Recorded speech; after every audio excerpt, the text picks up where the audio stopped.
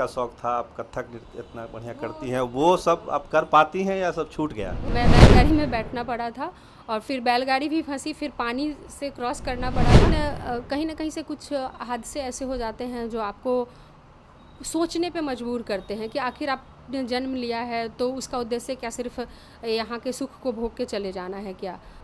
महानगर के चकाचौंध को छोड़कर अगर कोई महिला गांव में आती है, गांव के पगडंडियों में घूमती है, तो ये एक बहुत ही साहस का काम है। हर कोई ऐसा नहीं कर सकता, उसके लिए आपको रितु जायसवाल बनना पड़ेगा। तो हमारे साथ हैं रितु जायसवाल, जिससे हम जानने या समझने की कोशिश करेंगे कि आखिर क्या था उस चकाचौंध को छोड़ के आप बिहार की गलियों में कीचड़ वाली सड़कों पर चलने के लिए क्यों तैयार हो गई?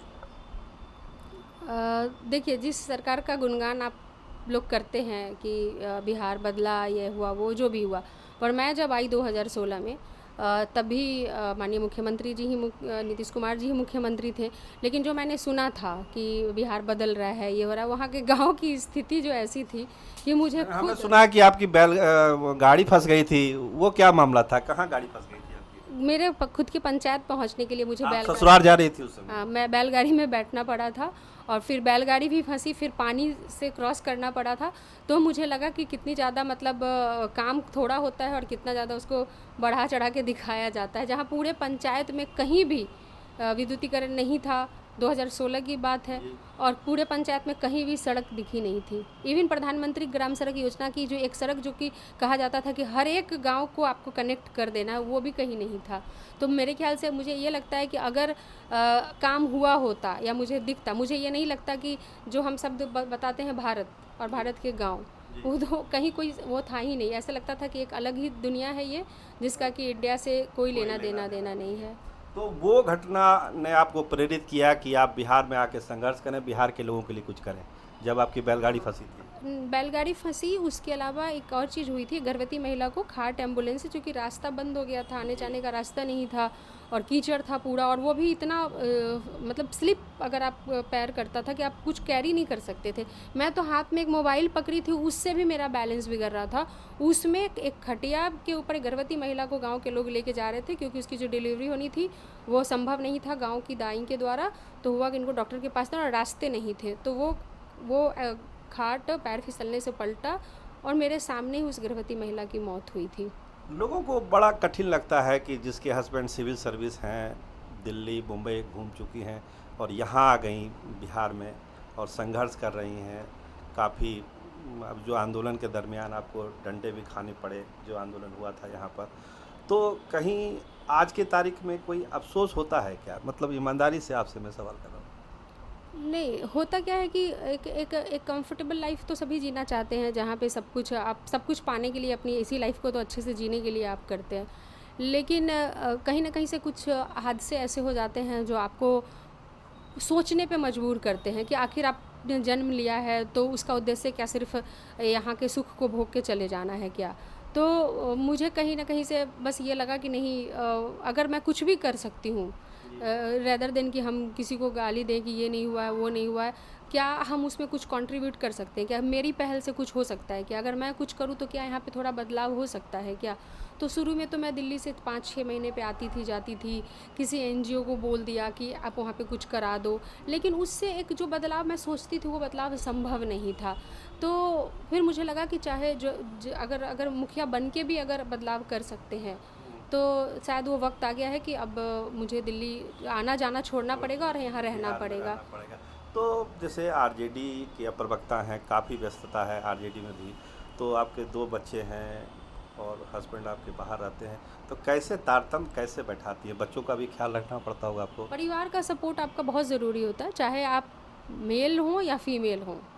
ठीक है, अगर परिवार का सपोर्ट आपके साथ आपके पूरी तरह से है और तो मुझे लगता है कि वो चीज़ें बहुत आसान हो जाती हैं। तो कहीं ना कहीं से मेरे हस्बैंड और मेरे बच्चों ने, मेरी फैमिली ने मुझे बहुत कंफर्टेबल किया कि आप जो करना चाहते हैं वो आप करें और हम पूरी तरह आपके साथ हैं। तो वो एक सपोर्ट जो होता है ना, जो मिलता है, तभी मुझे लगता है कि आप कर सकते हो, नहीं तो इतना आसान नहीं है। आसान नहीं है, मतलब पारिवारिक सपोर्ट आपको मिला, लेकिन जो आपका नृत्य का शौक था, आप कथक नृत्य इतना बढ़िया करती हैं, वो सब आप कर पाती हैं या सब छूट गया? वो तो मुझे अब याद भी नहीं है, अब उन्हें याद दिलाया तो अच्छा, मुझे अच्छा मैं करती थी।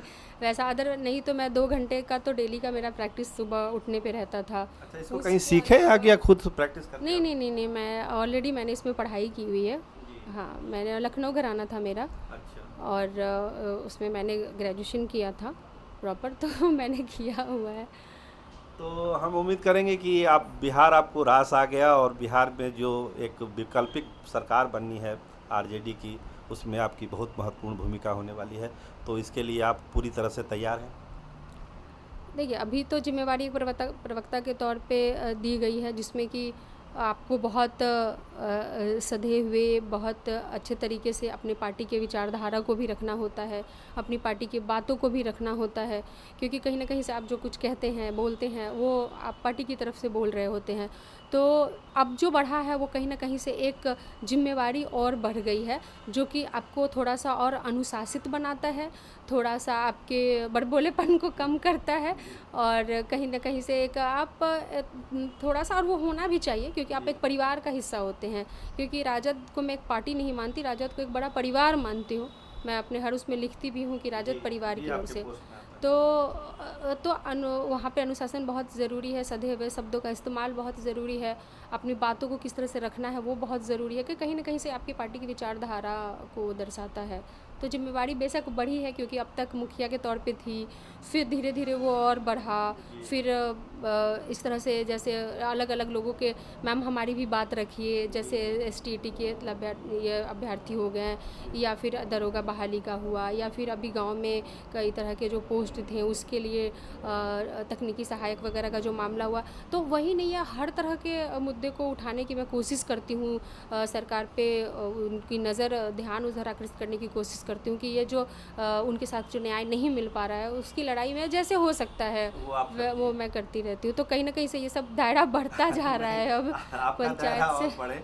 तो ये थी हमारे साथ रितु जायसवाल, जिनकी संघर्ष की कहानी आपने सुनी कि किस तरह से दिल्ली की और मुंबई की चकाचौंध छोड़कर बिहार में वो स्ट्रगल कर रही हैं। एक अच्छे बिहार का सपना है, एक ऐसा बिहार जिसमें औरतें सुरक्षित हो, रोज़गार मिले युवाओं को, जो पढ़े लिखे लड़के लड़कियां हैं उनको रोज़गार मिले, और बिहार में एक अच्छा शासन हो, एक ऐसा शासन जिस पर देश और दुनिया नाज कर सके। रितु जायसवाल का ये संकल्प है कि बिहार में वो इसी सरकार और इसी बिहार के लिए आई हैं और उनको पूरा भरोसा है कि ऐसा ही बिहार वो यहाँ बनाएंगी। कैमरामैन राहुल राज के साथ मैं सरोज सिंह, धन्यवाद, नमस्कार।